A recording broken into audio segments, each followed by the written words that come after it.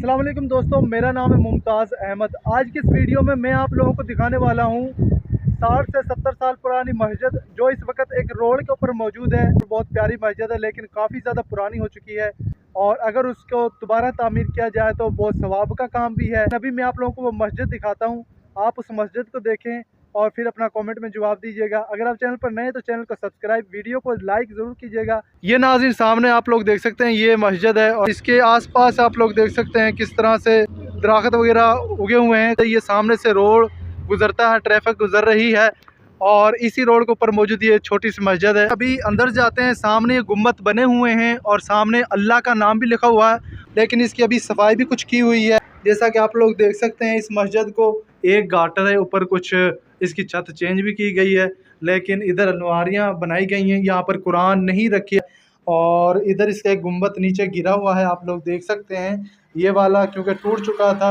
और बारिश वगैरह होती है तो इस जिसकी वजह से ये सारा इसकी खस्ता हाल ये मस्जिद है।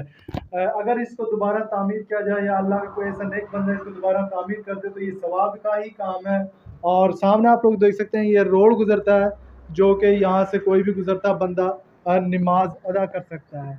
ये देखिए मेरे तकरीबन हाइट के करीब करीब आ चुकी है। उम्मीद है कि आप लोगों को ये वीडियो पसंद आए। चैनल को सब्सक्राइब, वीडियो को लाइक ज़रूर कर लीजिएगा। मिलेंगे एक और वीडियो में, दीजिए इजाज़त, अल्लाह हाफ़िज़।